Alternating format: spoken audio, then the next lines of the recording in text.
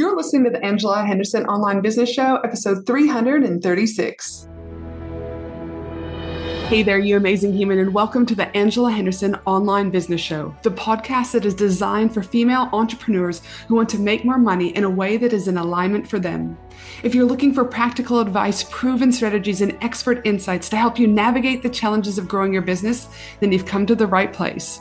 Welcome, my friend. I am your host, Angela Henderson, a proud Canadian living in beautiful Australia, and I'm a business coach, consultant, and strategist who has helped thousands of women around the world build successful businesses. Through solo episodes and interviews with successful business owners, industry experts, and thought leaders, you'll get insider insights into what it takes to succeed in today's digital age. Whether you're struggling to scale your business, looking for ways to boost your productivity, or seeking ways to overcome the challenges of being an entrepreneur, this show has everything you need to succeed and more. So subscribe, pop your headphones on, and get ready to creating the business and life you deserve today by allowing the Angela Henderson Online Business Show help you create a winning strategy, develop the right mindset, and build lasting wealth. Hey, you amazing human, and welcome back to another incredible podcast episode of the Angela Henderson Online Business Show. And I am pumped that you are here today. Why? Because I have a very special guest joining us, the incredible Krista Miller. Dun, dun, dun. Krista is an expert in the field of growing your business through virtual summits. She's been doing this for years, and she is the go-to. When I say virtual, you say summits. Krista is the lady. We're going to dive deep today into how businesses such as yours can grow by leveraging the power of virtual summits to increase your visibility, generate more leads, and boost your sales and revenue. As you know, I say over and over and over again on the podcast, visibility is indeed crucial for business growth, and virtual summits seem to be a very potent strategy for business owners. So buckle in, because today is going to get you thinking about summits and how you too can create one in 2024 to help with your business growth. I cannot wait for you to sit back and listen to this amazing episode. Welcome to the show, Krista. Hey, thank you so much for having me. I'm super excited to have you here today. It's going to be a great conversation, especially as we are in the new year and everyone is looking for more ways to get visible, get more leads, and have more sales. So I'm really excited to dive into our conversation today around how business owners can create virtual summits for their business. But before we get started, I always like to ask a fun question so that my audience gets to know you a little bit better. So my fun question for you is, what did you enjoy most over the holidays? Was there one or two magical moments that warmed your heart? Okay. Yeah. Okay. So I would say the thing I enjoyed most overall was just the forced disconnection, disconnection from work, with kids being home, with no one else working, with just setting the expectation months in advance. I'm not working that week. Yes. I couldn't just kind of sneak work in here and there, I was forced to disconnect. And it was just so wonderful. I forget how good it feels to fully disconnect until I do it. And it was such a good reminder. But if I think back to the moments here and there, it's just the cheesy little moments of my girls playing together and things like that, with one being in school and one at home. They get weekends together, but I think they connect on a deeper level when they're home together for lots of days in a row. So I just think back to the times when they're playing together and sitting back and be this is what it's all about. This is why I did it. So, those are the highlights.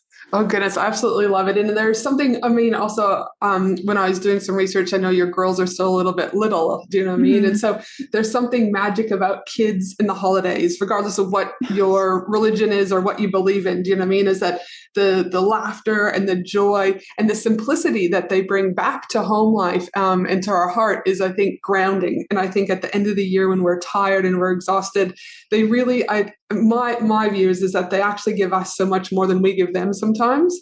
And it's a simple kind of reset. I just did, I went to a 4-day silent retreat, and at the end of the year, December 29th through to the 1st. And what I can tell you was I recorded my podcast episode last week, which dropped, but to share that notion of being in the moment and I felt like a child again. I saw things that I hadn't seen in a very long time, and you notice things so differently, and sounds were so much more vibrant, and tastes were so much more like firecrackers going off in your mouth type scenario. So it's those moments, do you know what I mean, that we long for. And so, yes, it's so magical that you had those with your girls. Yes, I love that. That's it. Now, the listeners out there might be like, who's this amazing human joining us from Wisconsin? You know what I mean? So share with us a little bit in a nutshell, what do you get up to for business? Yeah, so I teach people all about how to run virtual summits.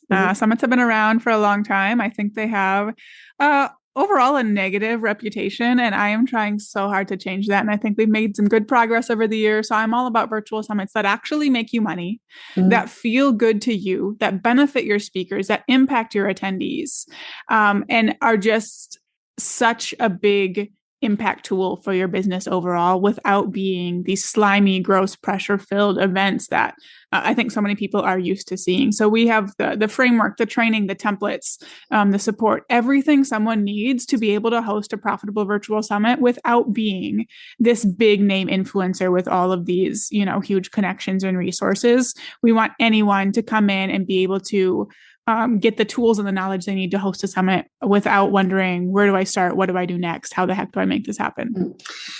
It's interesting that you said to start with there that they've had a negative connotation. I've never seen that. Do you know what I mean? And so I guess I'm curious to know a little bit more. I mean, I'll rewind a little bit. I think anyone will say, again, a challenge is overused, a summit is overused. Yes. I think that there's that language, but I would argue Instagram Reels are overused. Podcasting could be overused. Do you mean I think anything could be overused? But other than that, I've actually had quite positive relations around running my own summits, being involved in summits. And so I'm curious to know a little bit about your thoughts of the negative notion that's attached to that. I love that. I think your marketing brain actually is what you see the good side of it. And, maybe your audience does too. But a lot of people do say exactly what you said. Summits are overdone. Like any strategy that works is quote unquote overdone because when something works, people do it, What's another one that I see? Summits don't work. Well, if you don't do something right, it's not going to work. Any strategy out there, if you mess it up, it's going to flop. People say that summits are slimy, gross, pitch heavy. There are definitely people who teach strategies like that are slimy, gross, pitch heavy. So I think it just kind of depends on people's mindset around marketing, around selling, whether they believe you can serve and sell at the same time, and what their own personal experiences are with that. So it is really cool for me to hear you as someone, who's been around in the marketing space, that you haven't run into that and have a positive mindset. Because that's what I want everyone to have. That's what I think everyone should have. But I see everyone does. I see the value in them significantly, but I do agree with you in regards to the mindset component of it. And I also feel like people, and I'm going to talk about this in a minute when I ask you another question, but people want immediate gratification. They want immediate fixes. They, all of those things. And so I often see people, whether or not it's doing a summit, a challenge, a new lead magnet, whatever, sort of podcast, YouTube channel, that they're doing it from scarcity versus a place of abundance. And they're automatically out of alignment. And so they then say that it's the product, and I'll say podcast is the product, the summit is the product, is the reason why it failed. But I actually would say that I've seen summits where I'm like, your landing page is actually pretty spot on. Your, upsell was pretty good. Your funnel was pretty good. But what energy did you bring to that particular summit? And I wonder sometimes that there's this unspoken notion that alignment plays a key on whether or not it will be successful or not successful. What are your thoughts around that? Oh, absolutely. We've keyed in on that a lot with the people we work with over the past year. And I've changed my own marketing because of it. Because my marketing, when we launched our group program, it's called the Launch with the Summit Accelerator, was basically almost positioned as a way to save your business kind of situation. That's not what I meant to do, but that's how it ended up coming across. You need to sell more. Here's your solution. And then we had people coming in who were basically acting like I and this summit should save their business. Gotcha. And so they came in with that scarcity mindset and that negative energy, and everything, they're panicked with every decision they make, every action they take, every little thing that goes wrong blows up. And that just never turns out well. It's the people who see the potential and are excited for the potential and already have things going that are working and aren't just relying on this to totally save their business, that see the good results and get to enjoy the process. Mm-hmm. And well, no, I think it's just good because I'm always about just like calling a spade, because if your business is to the point where it needs saving, there's much bigger problems that need to be explored. And normally in my experience as a consultant, it comes down to foundational elements. Do you know what I mean? It's like your messaging collectively is what you do, or it's your offers. Do you know what I mean? It's like, again, the summit's just a tool to be able to enhance those foundational elements that you already have in place. That's my opinion. So it's like, I always say in the podcast, it's like the story of the three little pigs. Most businesses come to me, they've got a business made out of sticks or a business made out of hay. It's structurally there. They're making a little bit of money, but shit could collapse real quickly. And that's when I see, again, people trying to do all of these things. But a lot of times the foundational elements aren't in place. So a summit, a podcast, a YouTube channel is not going to help them. Do you know what I mean? In the long run. Absolutely. Absolutely. If your messaging isn't great, if your positioning isn't good, if your offers aren't selling, a summit is not going to fix that. Yeah, 100%. Now, visibility, like I said, new visibility ideas are always something that so many business owners are looking for. And I'm a huge believer that visibility is key for business growth. So I know, like I said, obviously we're here today talking about it, but one of your key strategies is the virtual summits. Mm-hmm. And this has allowed you to get more leads, more sales, and more money, but it's also brought you an enormous amount of joy in what you do and how you're able to help people. Mm-hmm. But just in case anyone's listening and they're like, okay, you guys have already started talking about virtual summits, give them a quick definition about what a virtual summit is and how it can benefit their business. Because there could be people out here that this is a whole new term that they've never even heard before, and they could be a little bit lost. So I want to kind of ground us back to just the basics. So what is a virtual summit and how can it benefit a business? Yeah, I love that. So a virtual summit is an online event where usually one person is hosting. Sometimes there's co-hosts, but usually one person is hosting this event around a specific topic that relates to their business. Mm-hmm. And rather than them being the sole person doing the teaching, doing the presenting, they bring in a group of experts to help them do that teaching. So each expert is coming in and teaching a specific session around their area of expertise. Mm-hmm. There are some summits that have like these huge 60-minute sessions. I don't recommend that. 15 to 20 minutes right now is my recommendation. Get the people what they need and get it to them quickly. A key takeaway in each presentation.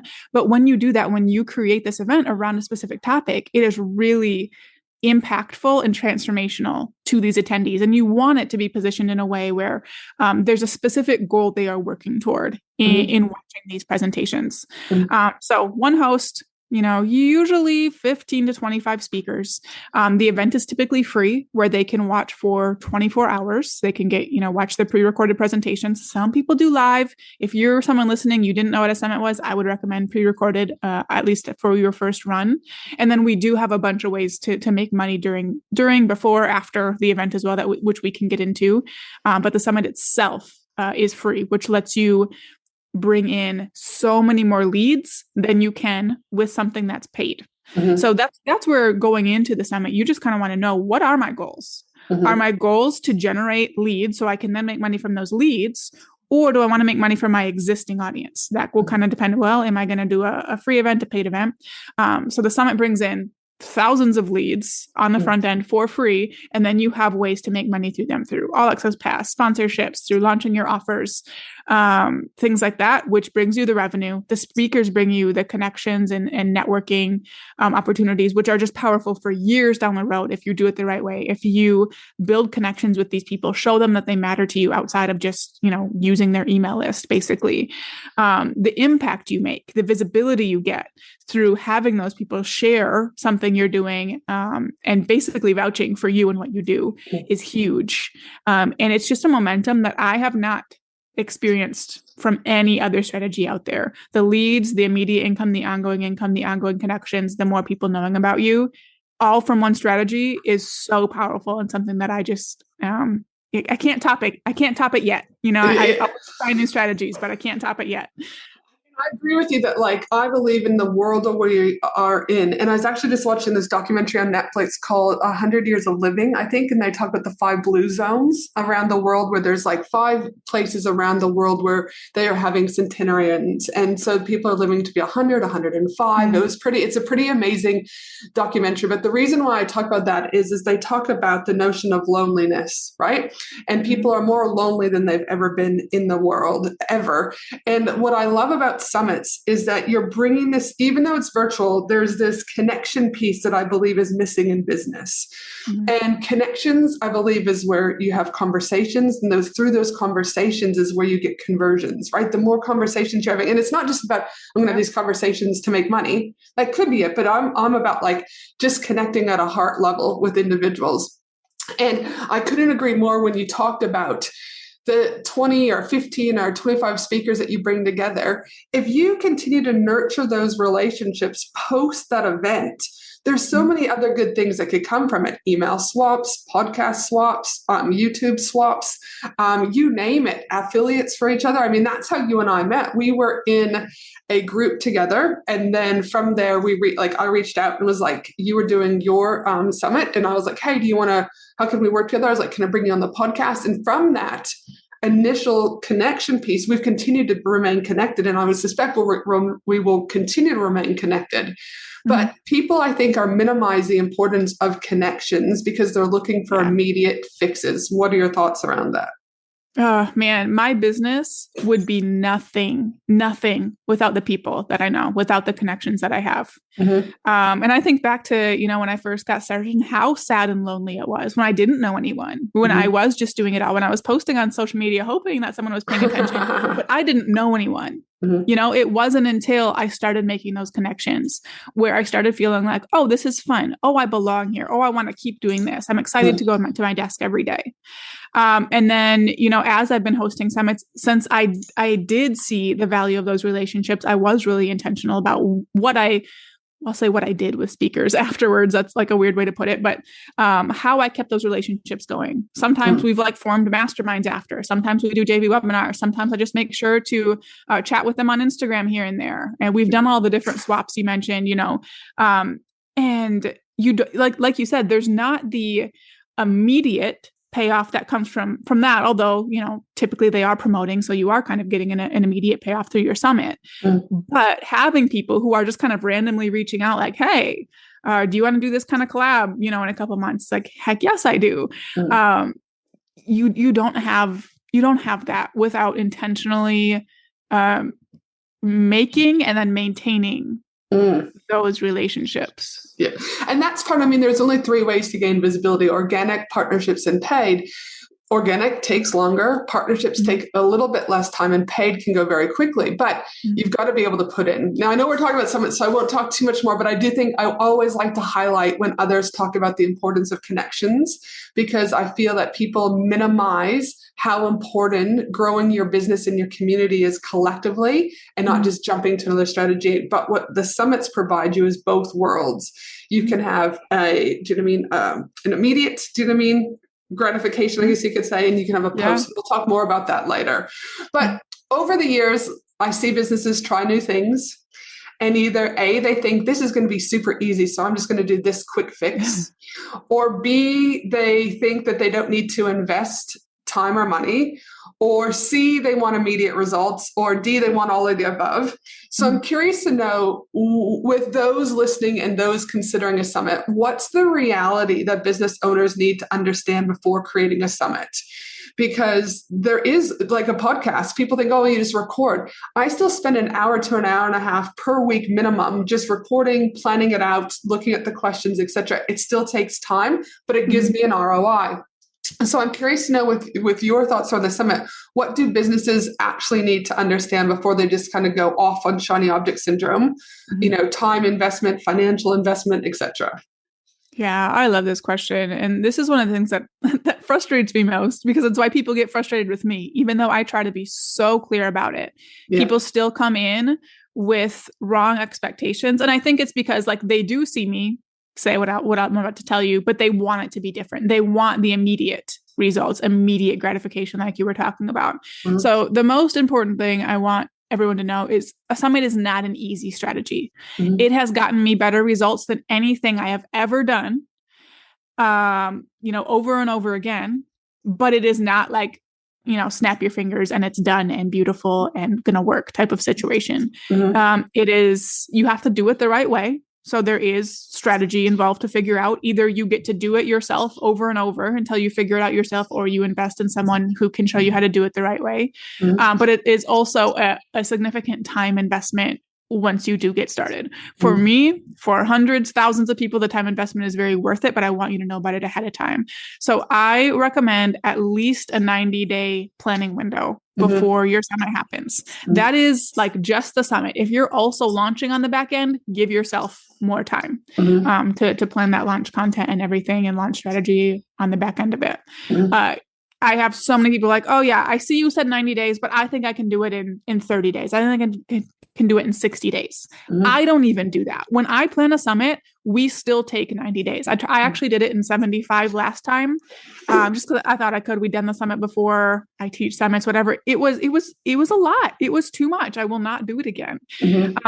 And so to think that, oh, I take quick action, I'm a fast worker, anything like that makes it so that like you're some special butterfly who can do it faster. Like, just don't do it. Give yourself the 90-day window. There is a lot more to the process than you can see from the outside. You might look at someone else and be like, oh, I just need this registration page. I just need this. I just need a couple emails. Easy. It is not. There is a whole bunch of layers you uncover once you actually get started in the process. Give yourself 90 days and please trust me on that. And I would say that's really the biggest thing. We've already kind of covered something else, which is like, if your messaging isn't good, if your offers aren't converting, it's not the time to host a summit. You need to figure that out first. You need those things in place before you can expect to host a profitable event. Now, I have had people come in with no business and launch their business with the summit, but those people have gotten lucky and their messaging is spot on, from the beginning. So if you're 100%. already seeing struggles with that, like, please figure that out first. Get the foundation set.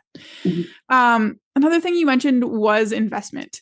Now, like, a lot of people are worried about tech investment when it comes to a summit, and that's actually not a big deal for most people. So if you already have a website, email marketing platform, affiliate platform, if you're already selling a digital product, you probably have almost all of what you need. I do not recommend going out and getting like a $10,000, virtual event platform or anything like that. When I had my business on WordPress, my summits were on WordPress. Now that my business is on Kajabi, our summits are on Kajabi. So I don't need all kinds of extra tech. So that means that the most significant investment for people tends to be like learning the strategies they need to learn. So usually it shouldn't be like a 10K project, you know? So I would say the time investment is the biggest thing I want someone to pay attention to and know about before starting the project. And how much do you feel team is needed in order for it to be executed? Yeah, I mean, we have all kinds of people who host summits by themselves. Like, if that's how you roll, that's fine. I do think a summit is a great first opportunity to hire someone because there are pieces of the process that are repeated over and over and over. So it's such an easy thing to outsource. So if you think about it, if you have 20 speakers, you're doing the same thing 20 times. Totally. Do it yourself and let someone else do it the other 19 times. It's such a great way to get your feet wet with outsourcing. And like I said, we have all kinds of people who do it by themselves. I personally wouldn't want to because of that repeated factor. That would kind of drive me crazy and feel like wasted time for me at that point. But wherever you are with your team, you can a summit can kind of meet you where you're at.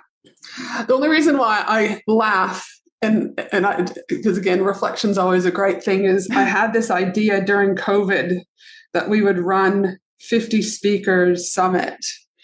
And we pulled it off in like 50 days.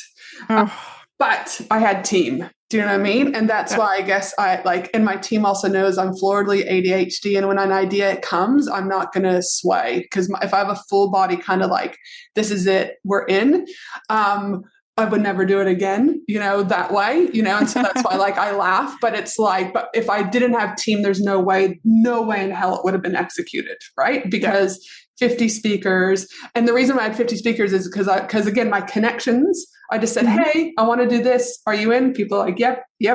And so it was like, I had 50 speakers within a weekend because I had the idea on a Friday and all my speakers were done by a Monday. And so, but I just, again, I couldn't have done it by myself in that instance. And that was probably, I think, the second time I'd rolled one out, you know what I mean? So I just wanted to hear your thoughts about team. Because it would have been abysmal failure for sure. Do you know what I mean? And then granted, like, again, I also think too, like we didn't do, it was just because it was COVID, it was just free. So we also, when I say it was easier, we didn't have any of that monetization stuff. So it's like there was no upsells, there was no, do you know what I mean, sponsors. We just kept it like from a level of simplicity. So there wasn't that component that we also had to do. But yes, I appreciate you being honest about the reality in that 90-day window. I couldn't agree more. I think it's imperative, you know, as someone who's done them. So I appreciate your honesty because I think, again, people think quick fix. They think registration page and an email, but it's a lot more than just that. A lot more. Yes. Now, for someone who's like, this actually sounds really good, I'm in alignment with it, I think this could be, I've got a 90-day window. Can you share with the listener the key steps that you would want them to consider in order to make a virtual summit happen? Yeah. So, I mean, the first things I want you to think about are just the things that are going to get you started. That is going to be, what are your goals with it? What do you want from it? And then like also go down a little deeper, like what are the actual numbers behind that? So, you know, besides the numbers though, are you looking for connections with people? Are you looking for visibility, or is it more focused on revenue and leads and things like that? So get clear on why you're doing it, because that's going to come into play more times than you think throughout the process and the strategy decisions you make. From there, I want you to get really clear on your audience and topic for the event. The rest of it does not matter if the audience and topic are not right. So what I'm saying, the reason I'm saying this is because a lot of times people with businesses that are already existing and doing well think they can just grab their audience for their business, plop it into their summit positioning, and it's going to work. And that's really not how it tends to go. If you are someone who targets online business owners, creative business owners, moms, professionals, more broad audiences, you're going to have to narrow down for a summit if the monetization aspect is important to you. So you need to get clear on that. For my business, I do target, like my business is for everyone, right? All online business owners, come host, let me teach you how to host a summit. But our summits are for specific groups, course creators, membership site owners, podcasters, speakers, and really even some of those are still broad, but you need to narrow down and then figure out your topic. What specific thing are you helping them with? It's not going to be make more money, be happier, things like that. What actual transformation are you making in their lives? Those are where I want you to start, even before you worry about the rest of the process, set a date, all of that good stuff. From there, you are going to set a date, because a project like a summit isn't going to happen if there's no date on the calendar, if there's no action plan around it. And we have then like a 10-step process to follow. To follow the whole summit hosting process. And I'll kind of give you a rundown, a few of the higher level tasks. So there's speaker management, right? You're figuring out who your speakers are. You're pitching them, you're onboarding them, you're getting the material you need from them, you're getting them promo information, and you're making them want to promote by showing them you're a real human who cares about them as a real human. So there's the speaker management as a big part of it. There's the website and tech setup. So there is a decent amount of tech involved in a summit. If you're already selling a digital product, not a whole lot of it will be new to you. If you've never sold a digital product, there will be a learning curve. So there's the website and tech setup. We already kind of mentioned the positioning. There is the engagement. So a big part of a summit that converts well and serves you well down the road is engagement. You don't want people to just be like getting blasted with emails and not feel any kind of connection with you. You need them to feel connected with you. So how are you going to get them engaged? Where's your community going to be? How are you going to keep them engaged in that community? What's the communication going to look like? Are you going to have any types of live sessions to kind of get that live back and forth? So engagement is really important. Promotion is another stage you want to think about. So typically I recommend a 2.5 to 3-ish week promotion window for a summit. So, figuring out what you're going to do, where you're going to promote, how you're going to promote, writing the copy, getting it to affiliates and speakers who will help spread the word. Are you going to run ads? So promotion is huge. We have the All Access Pass. That's another thing. This is generally the primary moneymaker for people. So once someone registers for the free summit, you're going to have an upsell offer for them. Basically, that's like, here's ongoing access to presentations and other stuff that makes the offer a lot more valuable. So what is that offer going to look like for you? What's the pricing going to be? What's the sales strategy going to look like? Are you going to utilize price increases, limited time offers, things like that?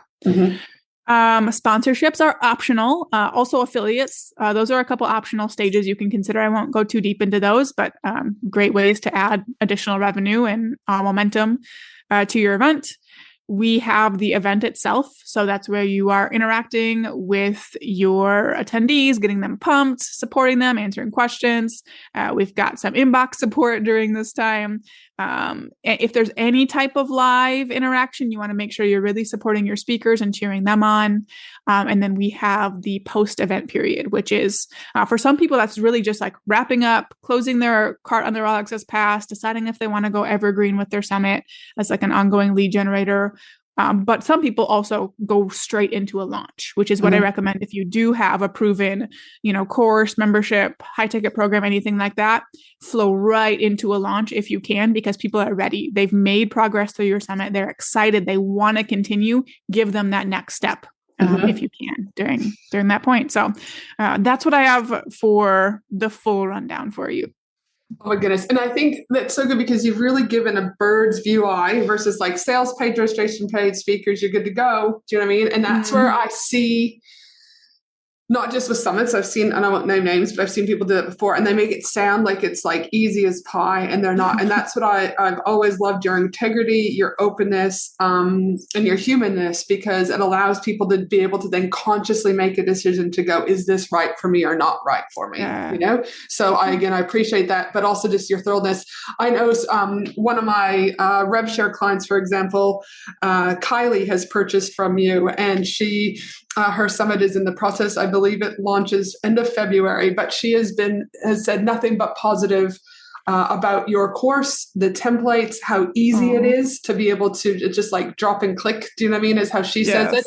She said it's made, because she's very ADHD-ish too. Do you know what I mean? She said it's allowed her to really hone in on her ideas, see the bigger picture, and not have to worry about, am I doing it right or wrong? Because you've done such a good job with setting up the templates, the checklist and everything. So I've personally never used it. Do you know what I mean? But I'd just like to say where credit is due that she has said nothing but positive, do you know what I mean, feedback about how you've set everything up. So so if anyone is, do you know what I mean, looking at starting a summit, how can they find you? Where can they get access like Kylie did, do you know what I mean, to your amazing program so that they can, do you know what I mean, get this up and growing in a nice, and I say ease and flow way. It's still going to be a learning curve, do you know what I mean? Yes. But it's going to take a lot of that pressure off on like, how do I do this? What do I do? Because you already provide that support. So where can people find you? Absolutely. Thank you for sharing that, by the way. So, I mean, the best place to go is summitabox.co. On our homepage, we have two kind of different tracks you can take based on whether you're just starting out, a service provider, or a coach, or if you have a scalable, proven offer like a course, a membership, a group coaching program, that will kind of put you on the right path from there. So that's kind of where my number one recommendation would be. If you want to like jump right into some kind of training or whatever, if you go to summitabox.co/series, we have a 10-part training series that kind of walks you through those starting steps with the summit, where you're going to actually go ahead and map out some of the things I mentioned today around the goals, the positioning, the mindset, and help you see, is this a good move for you right now? What could it do for your business?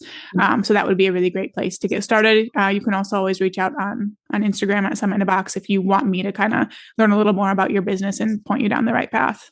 Goodness, absolutely awesome. And we'll ensure that we include all those links, all that information in the show notes over at angelahenderson.com.au. But for now, my one final question to you, my friend, is looking back on your business journey, what do you know now that you wish you knew when you first started out in business? I think my biggest thing is anxiety is trying to create action. And that sometimes action isn't needed.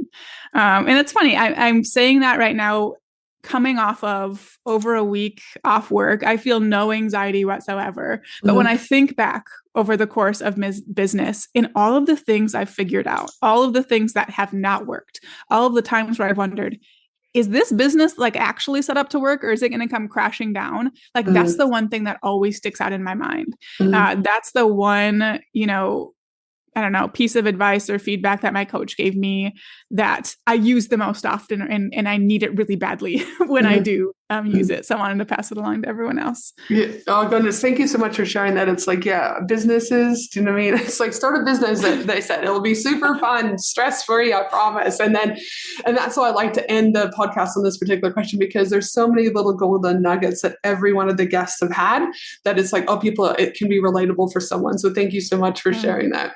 Now, I just want to say thank you so much for, obviously, I know you're just getting back into work right now. I know you just had a beautiful holiday. So thank you so much for making the time and space to come on. I do believe this is an amazing opportunity for people to incorporate their visibility strategy with summits in 2024.